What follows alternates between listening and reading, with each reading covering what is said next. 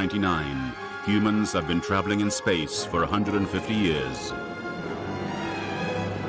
Every part of our solar system has been explored. Missions to the nearest stars are on their way. But space travel has proved hazardous for human beings. And death lurks in the hostile environments of the planets and their moons. And so, through human ingenuity, a new breed of space explorer has been perfected. These are the SIMs, 5 super intelligent machines capable of operating in the most extreme and threatening conditions.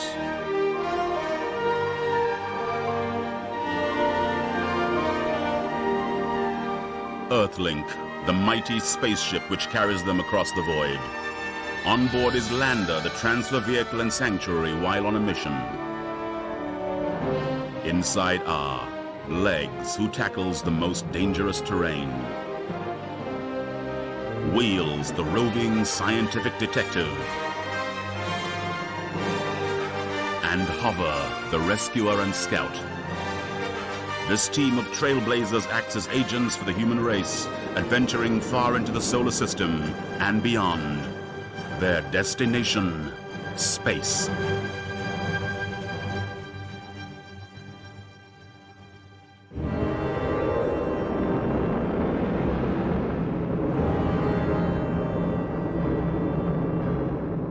In the year 2070, the SIM set out on an epic journey to a world that orbits far beyond Saturn. Uranus, 7th planet from the Sun, and its moons were their destination. 2 billion miles from Earth, their mission would have its base on Miranda, a moonlet once shattered by collision with some other wanderer, and pulled together again by gravitational forces to form a chaotic, jumbled world of awesome cliffs and deep valleys. Exploration would be a great challenge for Legs and Wheels. They would face some of the highest cliffs in the solar system, vertical rock faces up to 5 miles high. And Miranda was the base from which Hover would study Uranus itself, a planet 4 times larger than Earth. He would dive through the clouds into the intensely cold atmosphere. 100 years ago, humans set foot on the moon for the first time. Now we're going 1,000 times further than the moon, to a world so far away that humans may never visit it. And it's not just the distance that deters them. Space is still a hazardous, sometimes deadly environment for humans. Even so, there are 30 humans at Mars bases right now, and thousands in space stations orbiting Earth. Maybe 100 years from now, humans will be on the moons of Uranus.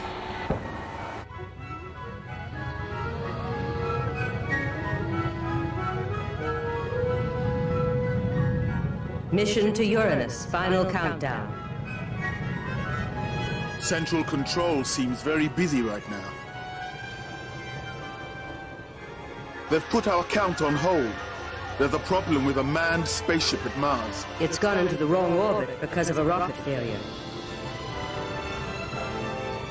Central Control needs 30 minutes clear to work on the rescue. Then we restart our countdown. No problem. Our launch window is 52 minutes. Now we are go. Powering up and rolling.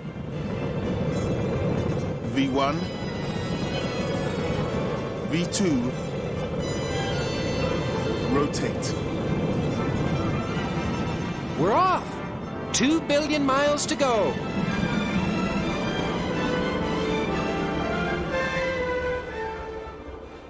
That delay confirms what you were saying, Hover.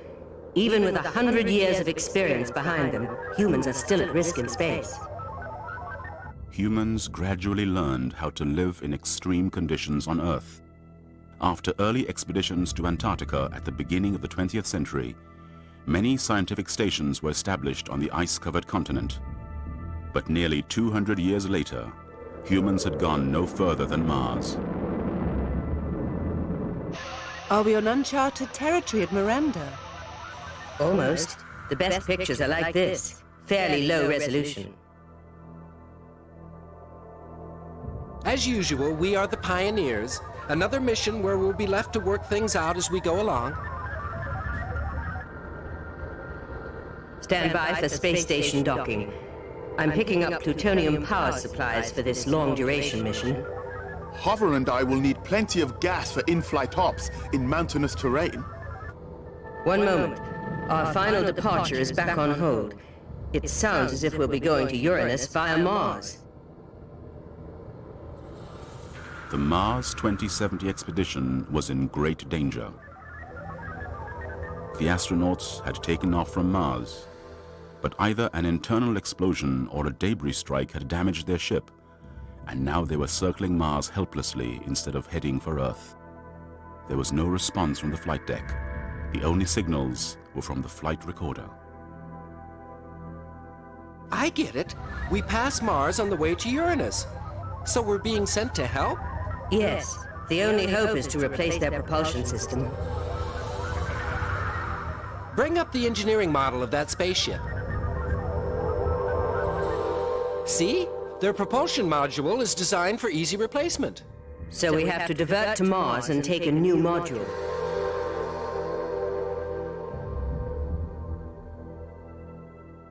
A 100 years earlier, astronauts going to the moon on Apollo 13 had also encountered a life-threatening problem.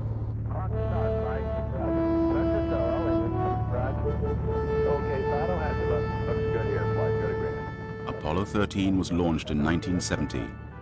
It was to have been the third manned mission to the moon. At first, all seemed routine, but then... Okay, Houston, we've had a problem here. Guidance. We've had a hardware restart. I don't know what it was. Okay. Houston, we've had a problem. We may have had an instrumentation problem, flight. Roger. And we had a pretty large bang associated with the caution and warning there.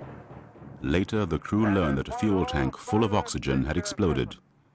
The cabin was undamaged, but the stricken craft could not now land on the moon. It's just really a mess. Man, that's unbelievable.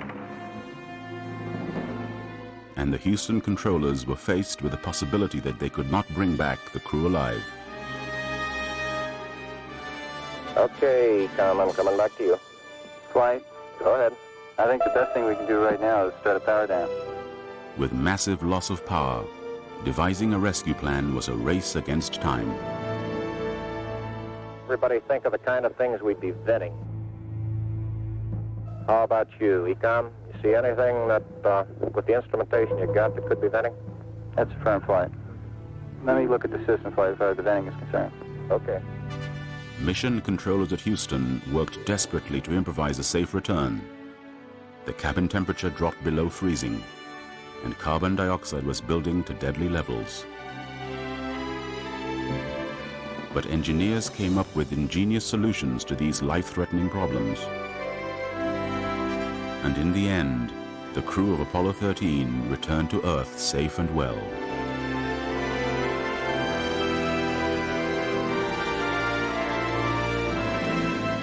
Now the SIMs were in a similar race against time. Here's what we have to do. Space station engineers will attach a new propulsion module to me. We will divert to Mars orbit on the way to Uranus. Hover and Legs will repair the spaceship.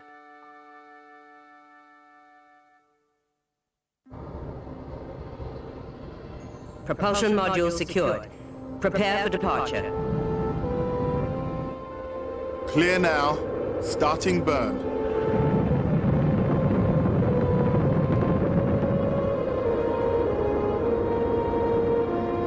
I have a flight plan of 90 days to Mars using ion drive. Will the 8 astronauts still be alive when we get there? They were carrying sufficient life support reserves for a lengthy flight back to Earth, but Central Control still reports no response from them.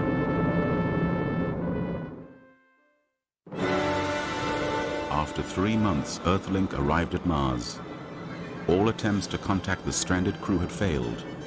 Central Control could not tell whether they had been killed or the communication system disabled. The first task for Hover was to assess the damage.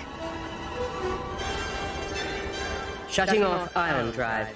Otherwise, the levels of radiation could be fatal to the human crew if they are still alive. Hover, stand by to EVA for damage reports. I copy you. Launching now.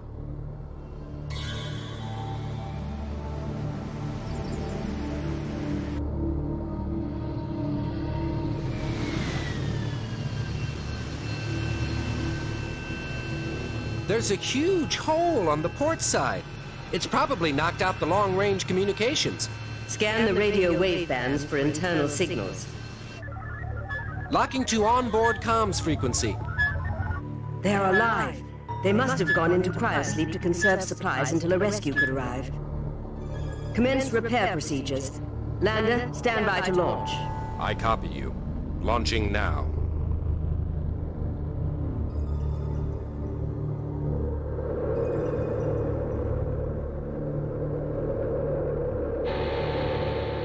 Preparing for legs EVA.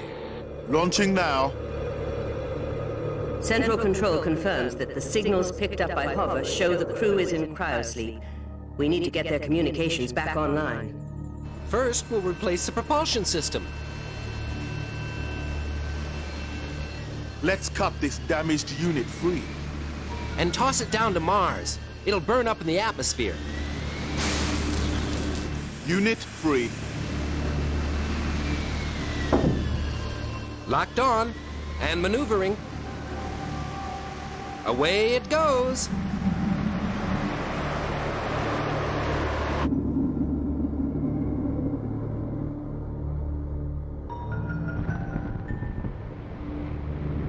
Feel that burn.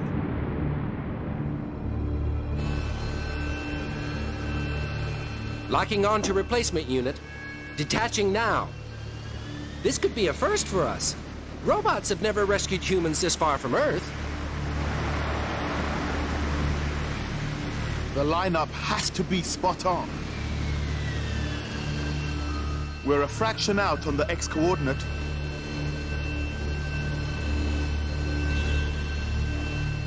Looks like a match now. Go for it. A perfect fit. Reboard. Central Control will try a wake-up procedure. With the new propulsion module, the Mars spaceship could power up. Its pressure and life support systems began to operate. Then a special command awoke the astronauts from low-temperature hibernation, and they set course for return to Earth. With the rescue accomplished, Earthlink headed for the great depth of interplanetary space, out beyond Jupiter and Saturn. It would take 6 months to reach Uranus in its distant, icy orbit.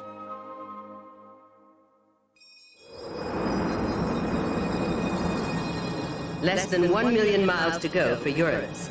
A good time to review what we already know about it. The Voyager 2 spacecraft sent back the first close-up views in 1986. Voyager detected only a few faint streaks of cloud in an atmosphere 400 degrees below freezing and colored blue by its methane gas. Uranus is a planet on its side. Its day lasts just 17.5 hours, but its spin axis is tipped right over. This huge tilt makes the Uranian seasons decades long.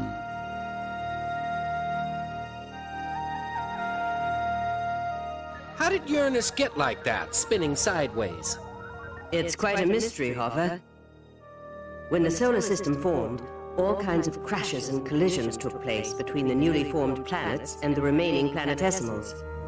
So maybe Uranus was knocked right over in some huge planetary smash-up. Uranus at 800,000 miles.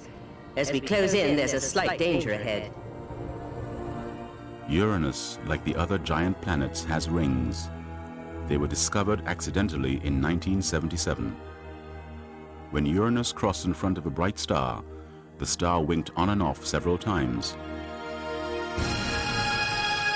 Voyager 2 imaged 10 narrow rings. Icy powder like fine snow fills the space between them. The spacecraft was sprinkled with very fine dust particles as it swept past the rings.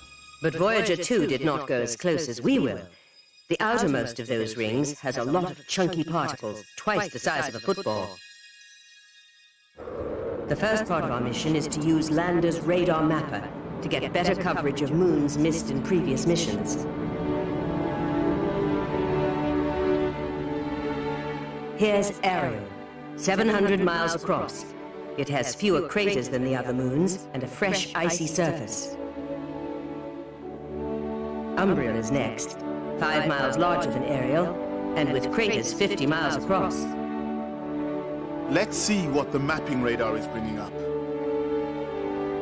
That's the kind of landscape I call a challenge.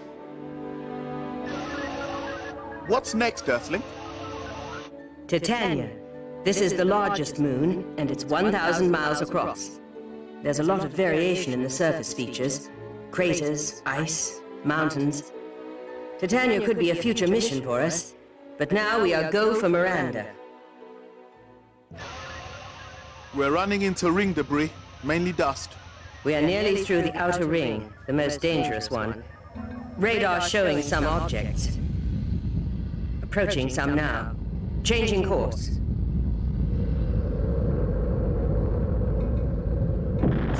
We've taken a hit all the same. No serious damage, fortunately. And now we are through. Welcome to our new temporary home, the 300-mile diameter moon, Miranda. First, we will send Hover to Uranus, then Lander will start mapping Miranda. A big deal for me. Explore the giant planet while the rest of you plod around a little moon. It won't take long to map out Miranda. It's the same area as California. Synthesis radar on. Virtuality simulator on. I'm in haze at the top of the atmosphere. Minute particles of ice. Mostly acetylene round here. And I read ethane deeper down. Don't descend too far, Hover. That's a job for the mesocopters. They will probe deeper than you can. Mesocopters away! They are reading lower temperatures and increases in ethane.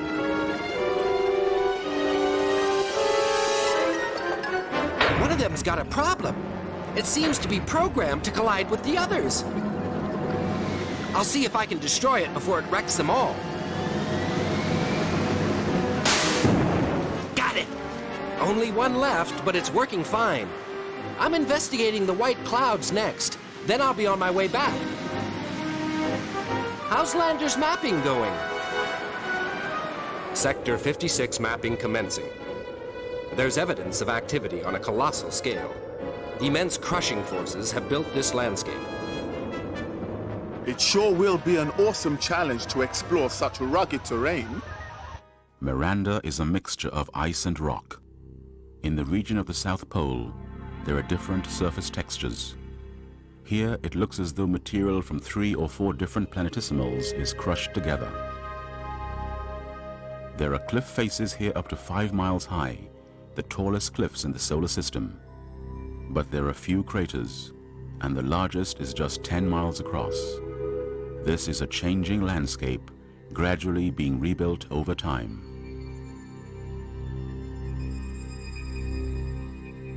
The SIMs were about to search out a landing site. What a place. This is some of the most complex flying I've ever done. Never mind the aerobatics. Where are we going to touch down for the surface science mission? This is interesting. A slot canyon. Don't try it, Lander. Slot canyons are deceptive. Too late. We're going in. The exploration software isn't signaling any problem. But you're right. This is a very confined space. Our terrain-following radar is throwing up confusing signals. We seem to be trapped. Hold on, Lander.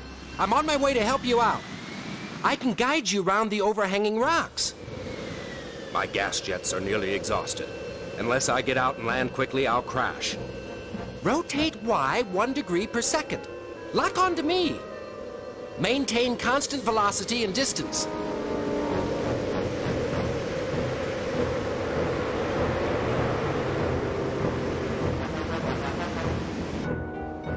We're out. Now to get on the ground without delay. Thrusters are nearly out of gas. Stand by for emergency landing.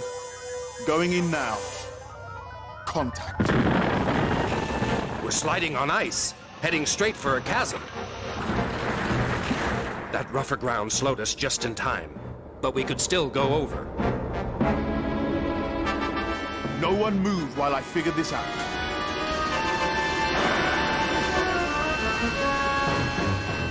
Hover, get a line aboard and stabilize us. I copy you. Gently does it. We're still moving. Here's the self-locking intelligent grapple. Secure now. Pull it tight, and then I'll try using the wheels. Whoa! The edge is crumbling.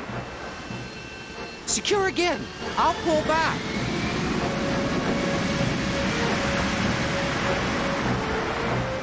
Woo! That was close. There's enough clearance now to lower the ramps. Thanks, Hover. Unloading now. I make the external temperature 400 below. We'll need the backup power from those plutonium packs loaded at the space station.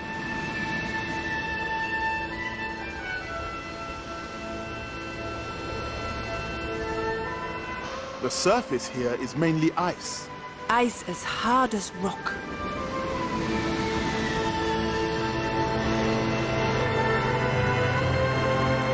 See what this is, Wheels. I'll clear some samples. Collecting now.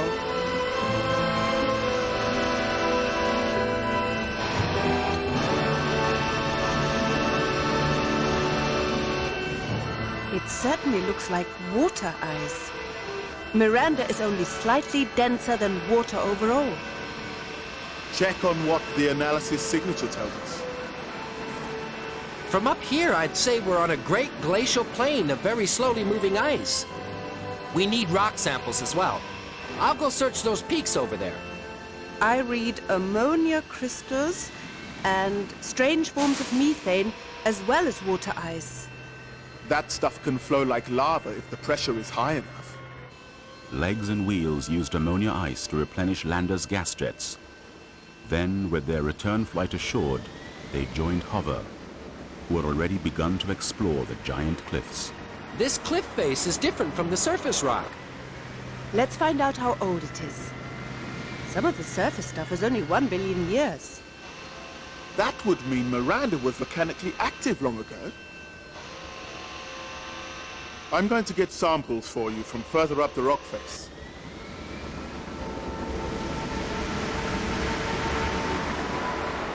Remote sensing data showing much older rocks here, Legs. Altitude 3 miles. Let's see if we can free out samples for Wheels. Wheels had better watch out. We're dropping them from 3 miles.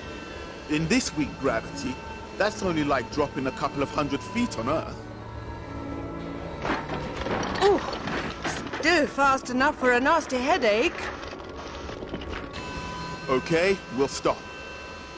What reading have you got on age? These are 4 billion years old. Primordial material. Stuff from the origin of the solar system. That cliff is part of an original planetesimal. Mission accomplished. Let's get back to Lander. The gas jets tested nominal. I'm ready for takeoff once you board. I'm picking up vibrations some miles below the surface. Probably a deep ice flow. The surface is breaking up. Board immediately. Hey, what about me? Wheels can't get across the new crevasse. It looks miles long. And miles deep. Hurry up! I can feel the ice beneath me starting to crack. I don't think it'll support me for much longer. Come on, Legs. Closing hatches now. Hurry, Hover. You're always last aboard. Okay, we're coming. Securing now. We're on our way. Just as long as the ice by you doesn't start to go as we touch down. I won't move. It seems to have stabilized for the moment.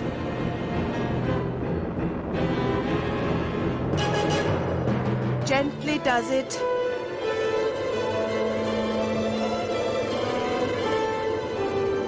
Taxi for Earthlink at your service, Wheels. Coming in now. Of course you were going to pick me up. I've got the samples, haven't I?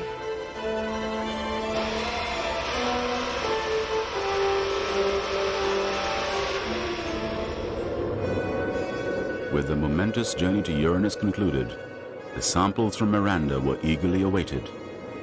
The SIMs were returning with some of the oldest rocks ever collected in our solar system.